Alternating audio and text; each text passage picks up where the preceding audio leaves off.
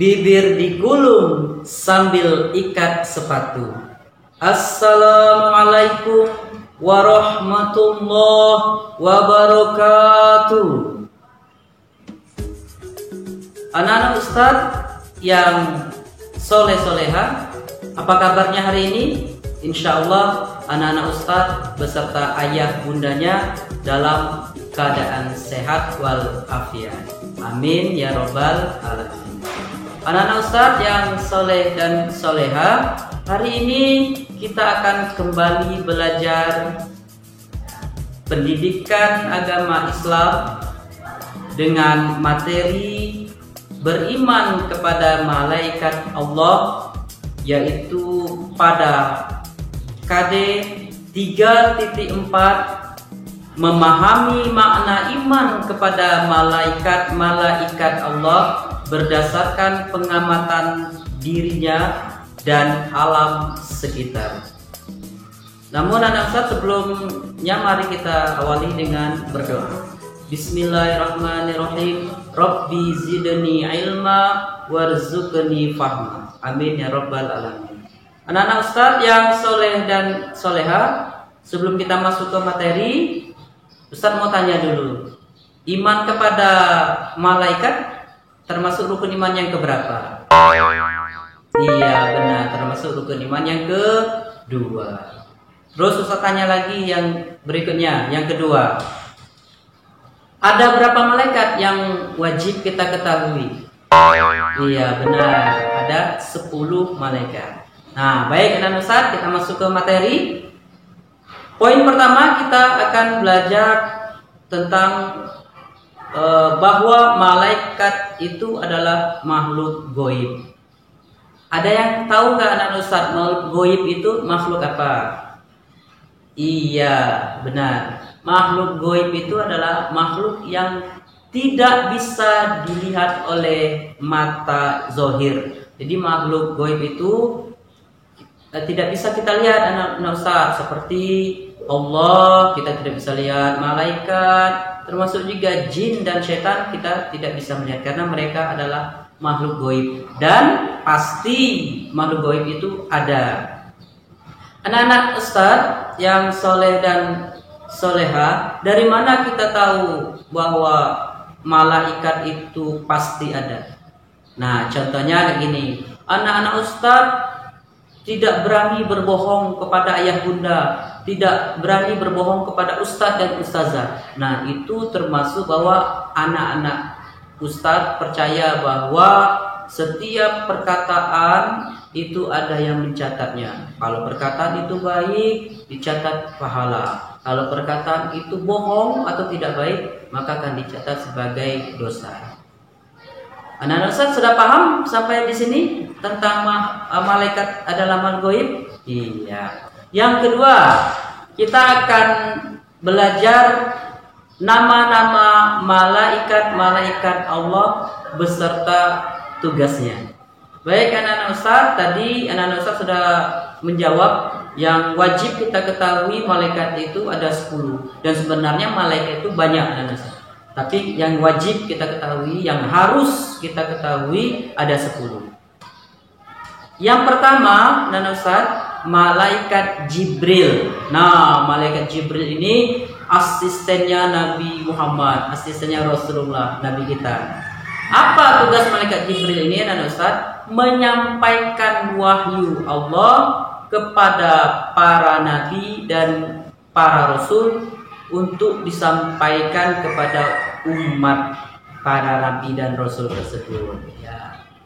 Yang kedua, malaikat Mikail. Malaikat Mikail tugasnya adalah membagikan rezeki dan menurunkan hujan. Nah, sekarang anak Ustaz musim hujan, ya, maka itu atas perintah Allah kepada malaikat Mikail, turun, wahai malaikat Mikail, kata Allah, turunkan hujan di kota Bengkulu. Wah, ya. Malaikat Jibril, malaikat Mikail, yang ketiga malaikat Israel. Nah, malaikat Israel ini anak Ustaz tugasnya adalah mencabut nyawa.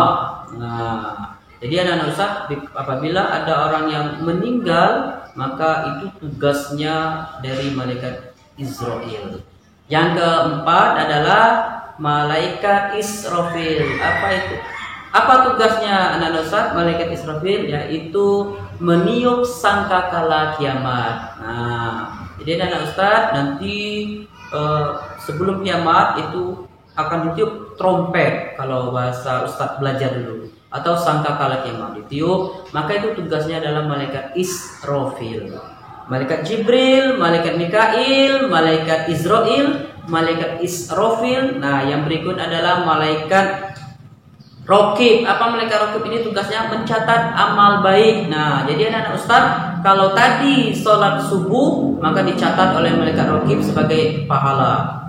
Yang berikutnya malaikat Atid. Malaikat Atid ini tugasnya mencatat dosa. Nah, makanya tadi kita tidak boleh bohong, tidak boleh mencuri, tidak boleh berkelahi ya.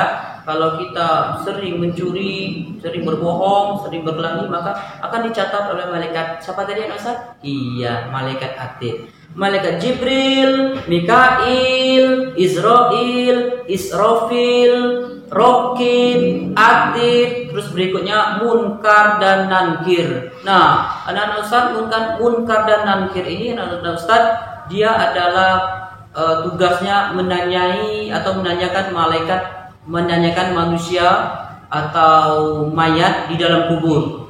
Jadi malaikat Munkar itu tugasnya bertanya, "Man rabbuka?" Siapa Tuhanmu? Maka kalau bisa menjawab Allah, maka manusia itu selamatlah dari azab kubur. Tapi kalau tidak bisa menjawab, sholat tidak mau, sholat subuh dibangunkan susah, maka ditanya, "Man rabbuka?" Siapa Tuhanmu? Maka tidak bisa menjawab, maka malaikat Nankir yang akan memukul.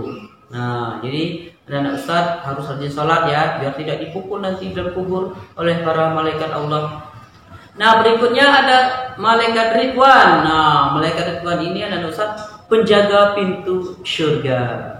Ya, jadi dia ramah sekali anak-anak Ustaz, seperti anak-anak Ustaz kalau datang ke sekolah ya, ke SDIT Generasi Rabbani disambut oleh para ustaz-ustazanya, ramah seperti itu ya anak Ustaz ya.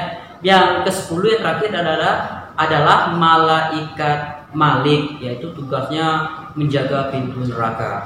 Nauzubillah min dzalik ya anak-anak Ustaz, kita jangan sampai masuk ke dalam neraka, karena neraka itu anak Ustaz sangat mengerikan dan azabnya sangat pedih. Baik anak-anak Ustaz, itu tadi 10 nama malaikat beserta tugasnya. Yang terakhir anak-anak Ustaz, kita akan belajar tentang meyakini bahwa keberadaan malaikat-malaikat Allah. Ya. Anak-anak Ustaz, di dalam surat Al-Baqarah ayat 2 dan 3 Allah berfirman, "A'udzubillahi minasyaitonirrajim. Bismillahirrahmanirrahim. Dzalikal kitabu la raiba fihi hudal lil muttaqin alladzina yu'minuna bil ghaibi wa yuqimunas shalah wa mimma razaqnahum yunfikun." Shadaqallahul azim. Yang artinya anak-anak Ustaz, kitab Al-Quran ini tidak ada keraguan padanya, petunjuk bagi mereka yang bertakwa, yaitu mereka yang beriman pada yang gaib, melaksanakan sholat dan menginfakkan sebagian rezeki yang kami berikan kepada mereka.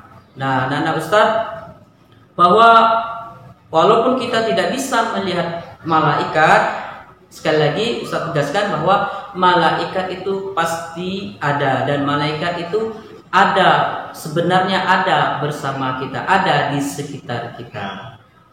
Anak-anak Ustaz yang soleh dan soleha, demikian belajar pendidikan agama Islam kita tentang beriman pada malaikat pada hari ini. Semoga apa yang Ustaz sampaikan dapat bermanfaat. Apabila Ustaz banyak yang salah, Ustaz mohon maaf. Mari kita akhiri dengan alhamdulillahirabbil alamin. Wassalamualaikum warahmatullahi wabarakatuh.